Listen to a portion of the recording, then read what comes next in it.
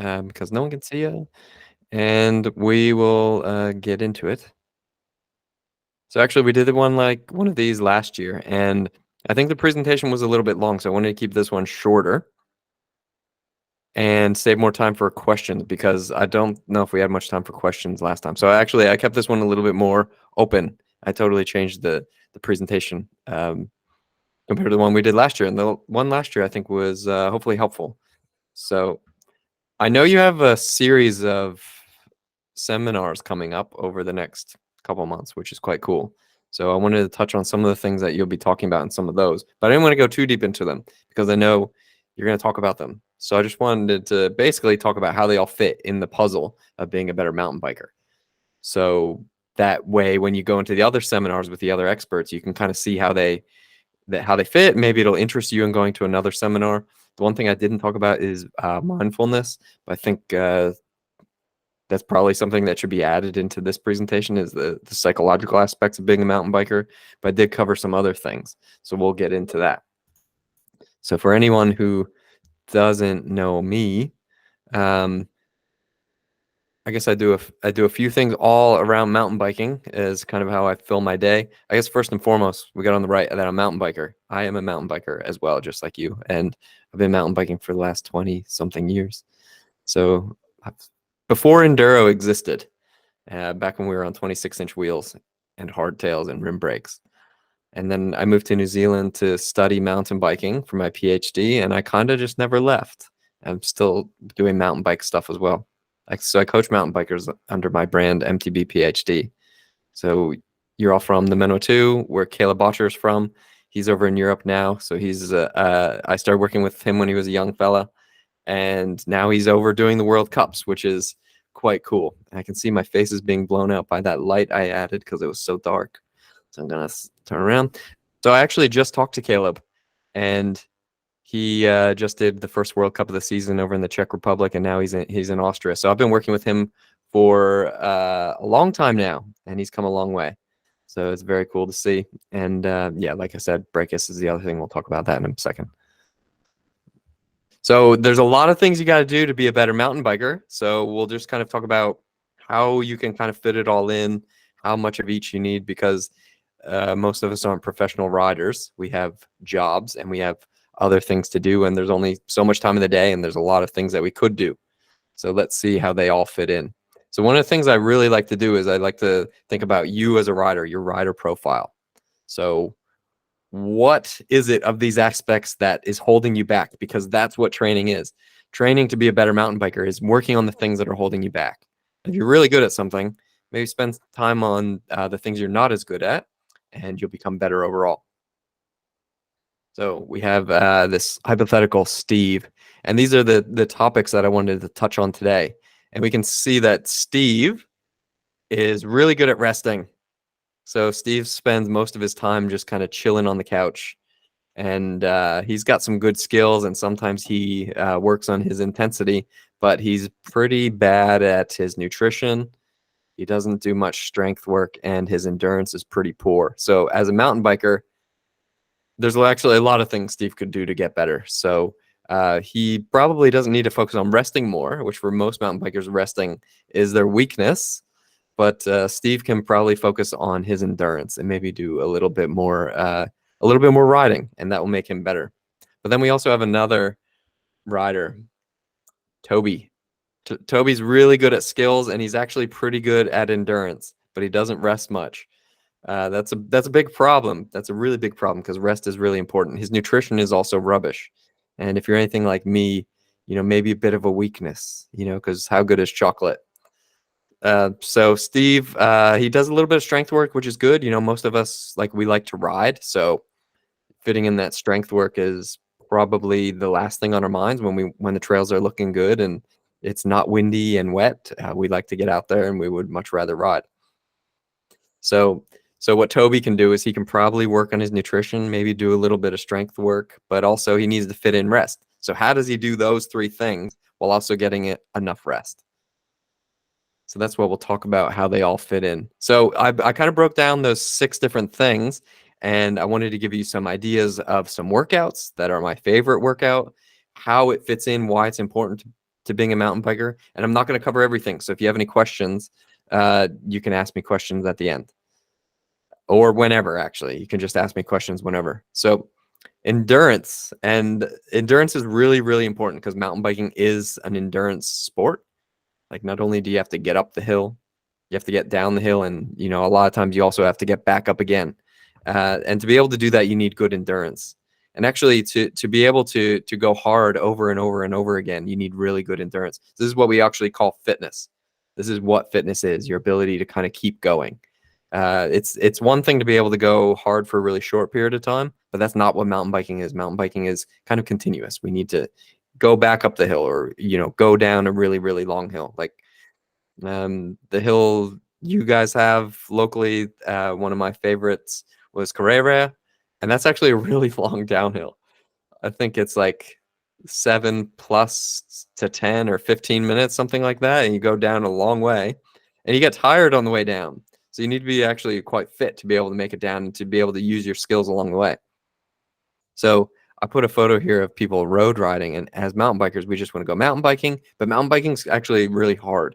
So we need to be careful that we don't make every ride hard. And sometimes going out on an easy road ride is the best way to get in that endurance work, because you can keep the intensity down. You can keep it nice and easy, just like a nice conversational pace. And this is actually what should make up most of our time that we spend becoming a better mountain biker. Is we should spend most of our time riding in this easy level. And this is like, easy means easy, like pretty easy. You should be able to hold a conversation and not have to, race each other up the hill and get harder as you go. So my favorite workout would be like a nice, easy road ride. And that will help you to become a better mountain biker, believe it or not. So for me, a nice loop would be maybe to ride along the bridle path, or to ride, maybe from where you live in town to Ashurst and back.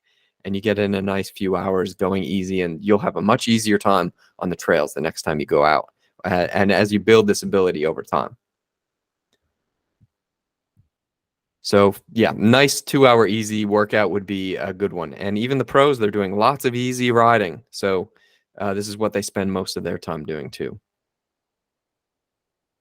So next one is intensity. So if you are interested in, most people that are interested in exercise, they love to go hard and they love to really push themselves. And that's a really good thing about sport, is that it really makes us push ourselves.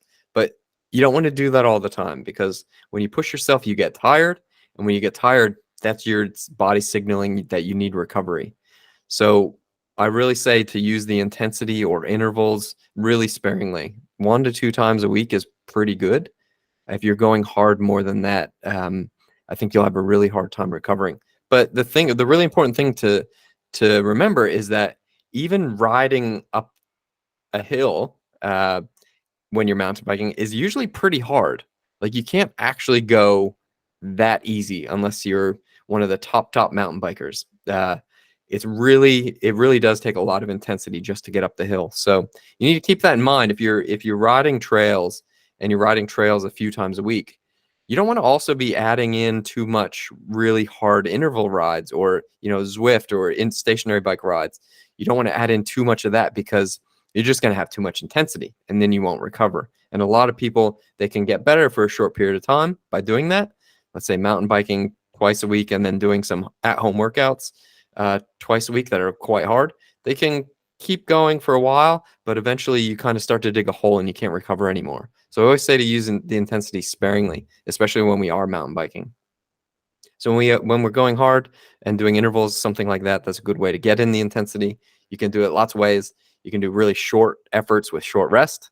So my favorite would be 30 seconds hard, 30 seconds easy, and you repeat that a couple times, and then you take a break and do it again. Let's say 5 times.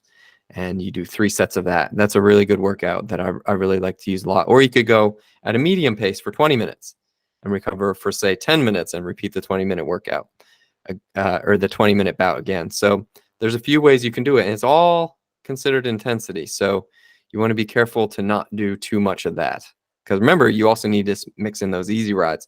So if you consider Steve or Toby, one of them needs to work on their intensity a little more, they need to be careful that they don't kind of get in the way of the other things that they're working on as well.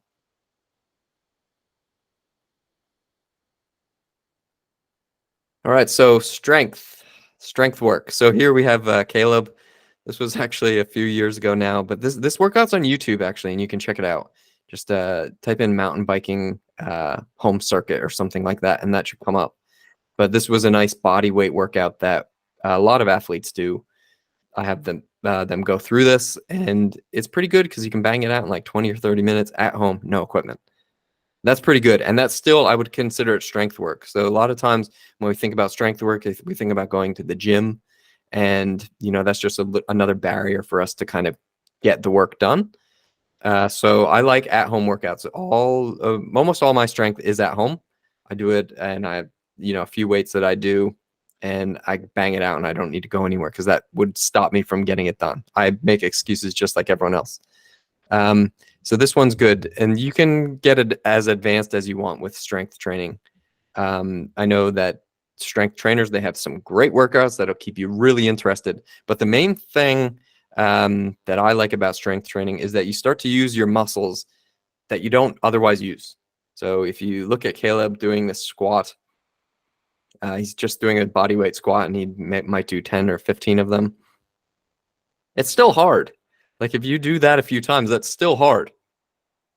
So what's happening when you're doing strength work is you're kind of recruiting muscles that you don't otherwise use. And that's a good thing because now you can call on those muscles when you need them for when you're mountain biking. So that's a main benefit of strength work, is that you can recruit these muscles that you don't otherwise use. So that's why we do movements that we don't otherwise use. Like me right now, I'm standing. I don't need to do any other standing stuff because I'm kind of using those muscles. But if I wanted to stand stronger, I could do a heavy stand or, hold weight on my back or something like that. And that's going to call on muscles that I wouldn't otherwise use. So I think every mountain biker should be doing this, and especially as we get older. We should all be doing strength work, because what starts to happen is we start to lose the amount of muscle that we're using for, let's say, mountain biking. And the problem is going hard when you're mountain biking doesn't call on these muscles to recruit them. So you need to actually stress that system by doing strength work. So whether that's heavy or body weight or otherwise, this is the way to do it. So this workout would be my favorite workout, this home circuit. I think that might be on my website as well.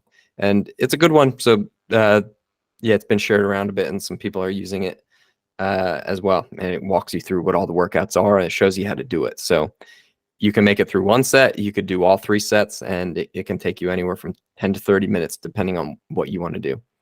So that's my favorite workout. All right. So skills are also really important. So it's always important, no matter who you are and what kind of mountain biking you're doing. Sometimes it takes a lot of skill just to get up the hill, but also, coming down the hill, it takes a lot of skill as well. And I think one of the problems we have as mountain bikers is we think about, a lot of people think about skills as just doing like big jumps and things like that.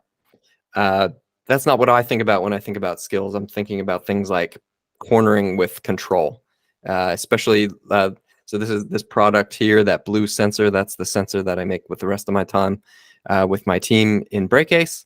And we've developed an app that goes with it, and it kind of shows you, it highlights the skills that you need to work on to become a better mountain biker.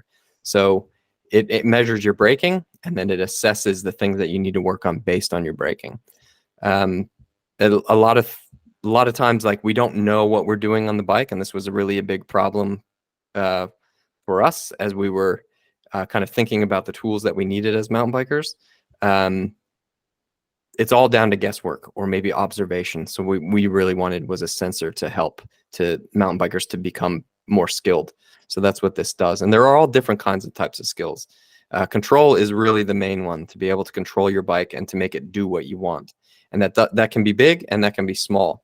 And what I really like to think of is that going big starts small. So if you start with the basics, every single thing in mountain biking is about doing basic things well.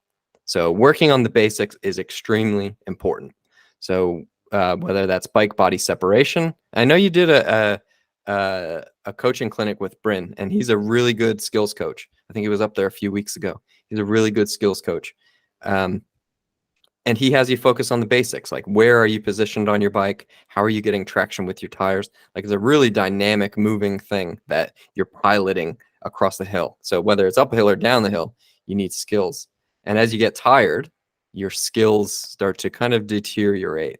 So this is where fitness and skills kind of meet each other, because if your fitness is low, you're going to get more tired more quickly, which means your skills are going to start to fall apart more quickly.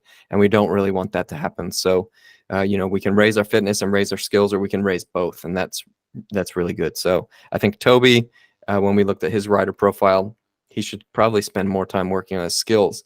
And, this would be a great way for him to do it. He could go out with Break Ace and identify where he's weakest and then work on those points of the trail.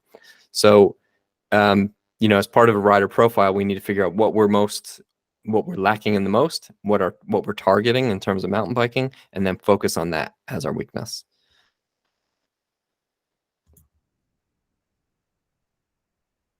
All right. So nutrition is also really important, and I like to break it down into on the bike nutrition and just our like general nutrition, which would affect our health really. So it's really hard to resist junk food. I hope I'm not the only one actually when I say that, but I know if I see a block of chocolate, it's getting eaten, and that's a big problem because I know like I don't want to be carrying more weight up the hill, and there's also no minerals or vitamins really in that chocolate. So to be having those treats every single day can become really problematic. I mean, actually, it's the biggest problem. Overeating and under exercising are the biggest problems facing the world, really, because of the prevalence of heart disease and diabetes. I'm not a nutritionist, but I did teach sports nutrition at Massey Uni for 6 years, so I got to understand a lot about it, and it is really important. So I like to do it this way, and I like to abstain from chocolate Monday through Thursday, completely, no chocolate or no snacks at all, Monday through Thursday. But from Friday night on, the chocolate is getting eaten, right? If there's chocolate in the house, I'm going to sniff that out and I'm going to eat it, because those are my binge days.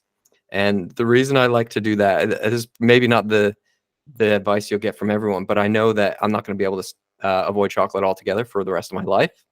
So I allow myself the weekends to do that. And that's kind of been my strategy. And it's been some other people's strategies as well. So in terms of my daily nutrition, I try to eat really well, fresh fruits and vegetables, fresh food, not really highly processed things, not a ton of, not too much carbohydrates, definitely getting some protein in, and definitely that fat for sure. And just keeping it overall clean. Like that's a good first goal. So that's daily nutrition, but ride nutrition as well. Like you have basically enough energy in your body to ride for an hour and a half going pretty hard. And beyond that, you're going to need some food. So every ride I go on, I take snacks. So I'm usually a muesli bar because they're pretty easy, and they're always kind of available. I guess they are junk food. So if I'm going on a ride every day, then maybe I am eating a little bit more junk food than I like to admit. But you got to fuel yourself some way. I like the sports drinks. They're really good, but I think they're really bad for your teeth.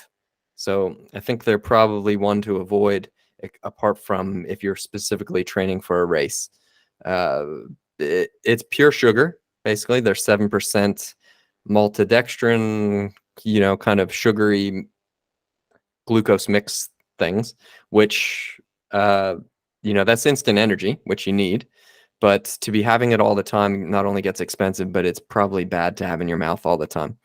So I like to fuel with either a banana or a muesli bar.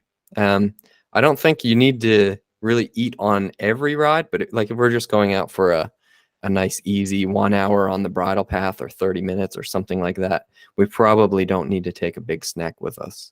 But if I'm going out for more than an hour, I'm definitely taking a snack just in case, and definitely having that.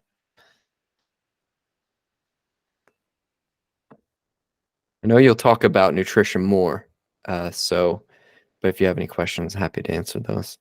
But yeah, rest is really important. So I see this problem a lot. This is one of the biggest problems when someone is real keen on an event, that training needs to increase because we start to stress that, the Waka's coming. I know I need to be riding because the Waka's coming, or the winter series is starting. I know I need to start riding. And this is when mistakes kind of start to happen. And it's pretty much across the board at every level. This mistake of cutting out rest happens. And this can happen in a few ways. So first off, not only do we increase the amount of rides that we do, which means, riding is stress and we have to recover from that. And that's the only way we get better, is when we're recovering. But also so adding in too many rides and not recovering between the rides, problem number one. But also with busy professionals, we start to cut out sleep. And that is, I guess, a bit of a double-edged sword, right? Because now you have time to fit in that training that you need to do. But to fit everything in your day, you cut out your sleep. So then we're talking about, if we're getting below 6 hours of sleep a night, that's problematic, especially long term. You can maybe do it for a little bit, but as humans, we need more than that. The pros, just to give you an idea, the pros are getting at least 8 every single night, and preferably 10 hours of sleep a night, because this is when we're really recovering. We're releasing the hormones that are allowing our muscles to really recover. And that's when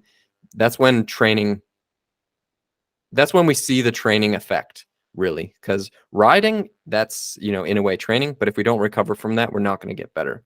So we need that sleep. So we should be aiming for 8 hours, 7 to 8 hours of sleep every night, just for general health. And if you're riding more, well, you might need a little bit more.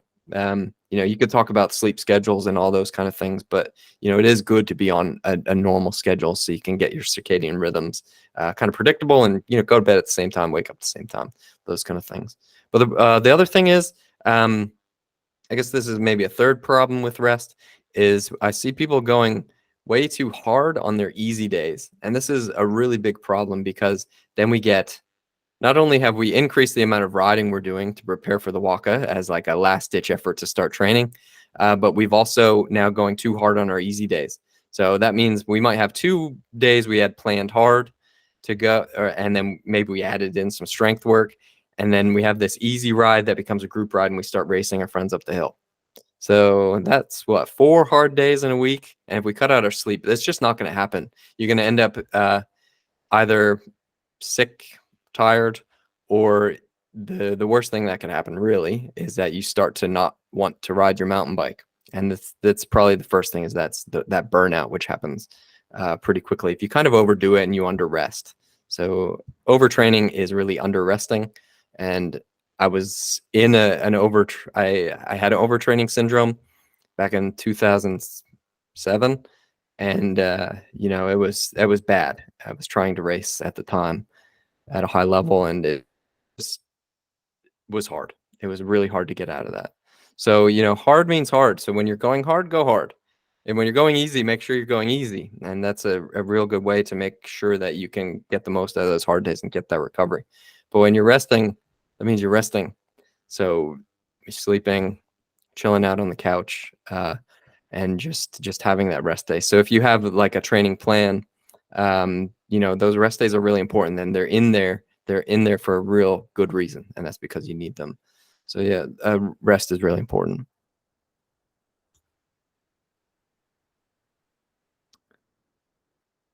Yeah, so that's it. So thanks. If you have any questions, then now's the time to ask them. But also, one thing that you might enjoy checking out is I have a free mountain bike training plan on my website. If you just search PDF MTB training plan, you might find it. That might be one of the first things on Google.